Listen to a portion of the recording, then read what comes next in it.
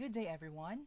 In this video, I will be talking about systematic models of organization under the umbrella of Unit 3, which is the organization of modern supervision. I am Joel Almares Jr., and let's get it started. Before we dive into the models or structures of organization, let us first define what organization is. According to Cambridge Dictionary, it is a group of people who work together in an organized way for a shared purpose.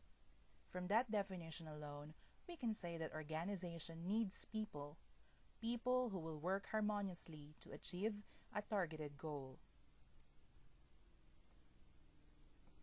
According to Louis Allen, an American management consultant and management author known from his early work on management and organization, he said, and I quote, "It is a process of identifying and grouping work to be performed, defining and delegating responsibility and authority, and establishing relationships for the purpose of enabling people to work most effectively together in accomplishing objectives."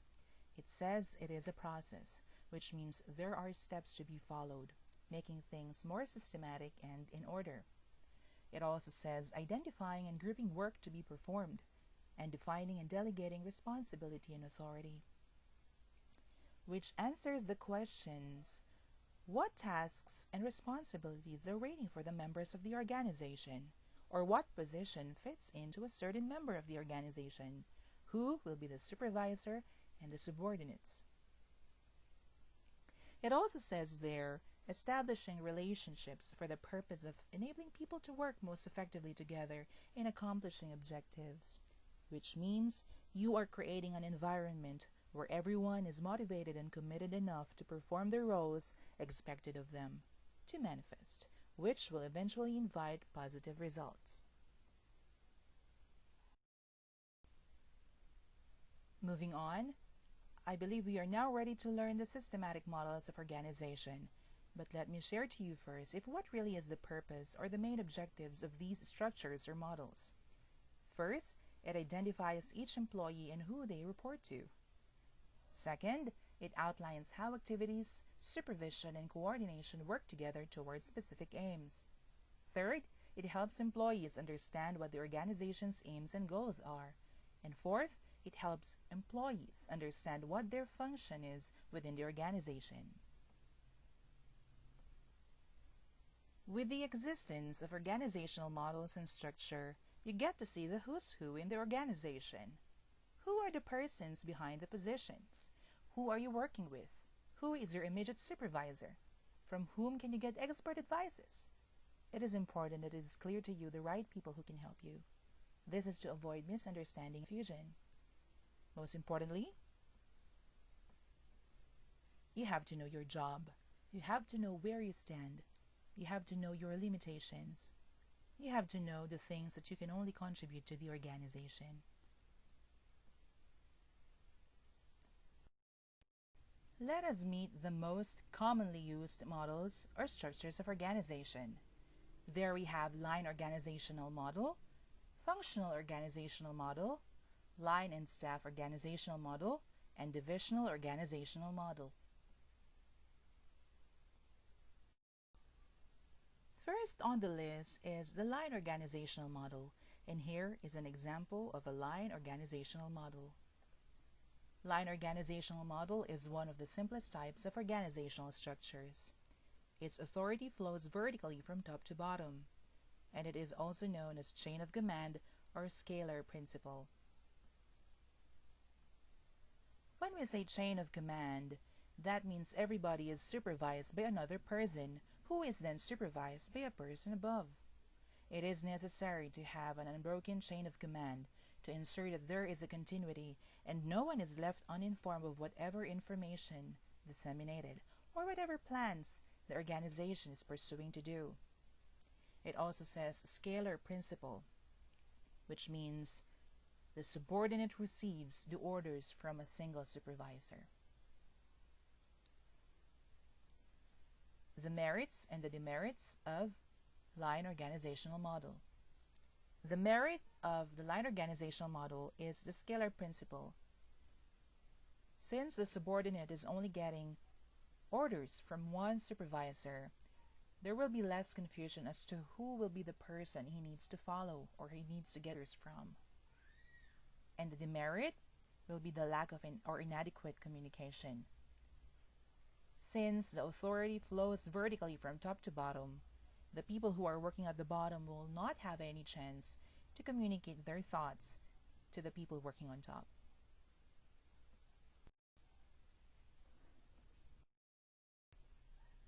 The next model that we will be working on with is the functional organizational model. Here is an example of that model. This model divides functional work and activities or departments based on what people do. A design that groups people together on the basis of their common expertise and experience, or because they use the same resources. Even if people are being grouped based on their expertise, a level of top managers usually oversees the work carried out by the employees in each functional area. So for example, if you are good at sales and marketing, then you will be put in that organization, or should I say in that part of the organizational structure. If you are good in human resource, if you are good in finance, then that's where you belong. So what is the merit and the demerit of the functional organizational model? So the merit of this model is specialization and efficiency. Specialization because you get to stay to a work where your interest or your expertise is really being applied. Now, since that is what you do on a day-to-day basis, you will have like a mastery of what you are doing, and you are specializing in that job. Now, if you can already master what is expected from you, then you will be efficient with your work. During the time that you were just starting, or when you were still starting, you were not as good as you were before. But now that you already have mastered everything that you need to know, and you have the capacity to learn more things regarding the job that you have been doing for quite some time now, then you will become efficient, only if you are doing the job right. And the demerit is the lack of job or lack of variety in job enrichment, which means even if you are expert on a specific field, or like, for example, human resource or finance, you are not getting the chance to at least explore other things that you can also learn from. And that is one of the demerits of the functional organizational model. And now let's proceed to line and staff model. Here is an example of line and staff organization model. In this model, both line managers and staff have their own important roles to play. The line manager is the one in charge. He is one with authority to make important decisions. The staff is the expert. They have the knowledge and expertise of their field and are there to assist their line managers. Now, for me to be able to better explain to you what this model is about, I would like you to please put your attention to the picture. So this vice president of production is supervising two production supervisors, right? Now, one of the production supervisors is also connected to the vice president of sales. Since the representation of the connection of vice president of production supervisor is line authority, the vice president of production is the one who will make important decisions. On the other hand, the vice president of sales, even if he or she is connected to the production supervisor, the only thing he or she can share are his practices, the methods, the methodologies, the things he could share to help the production supervisor. Now, after getting information from both the vice president of production and from vice president of sales, the production supervisor now will have the chance to work with both ideas and will have a lot of options to work with. But the decision still lies on the vice president of production. So we cannot assure that, or we cannot ensure, or we cannot tell whether the vice president of production will accept the vice president of sales sharing of information to the production supervisor. And that enters the merits and the demerits of this model. So the merit is the person working with the line in authority and the staff authority have more options to choose from. But the demerit is confusion or ignored advices, because sometimes, since this supervisor works with two people, which is who is the vice president of sales and the vice president of production, sometimes their ideas are not jibing or do not work together. So he will be confused on how he or she will be able to create what is expected from him.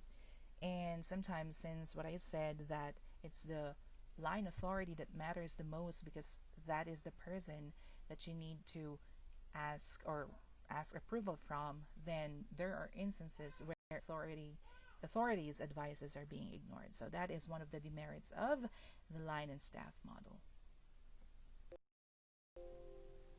And finally, we will now be discussing about the divisional organizational model. Here is an example of the divisional organizational model, and this model divides the organization into divisions. Each division has its own resources so that it can operate independently, and we can define divisions according to products, services, geographical area, or any other measurement. Now, this model is somehow being used by educational institutions. If, for instance, they have a lot of campuses, for example, the Cagayan State University, there is this one person who leads everyone, but in each campus you will be able to find the organizational chart from where you can find the people working in that specific campus.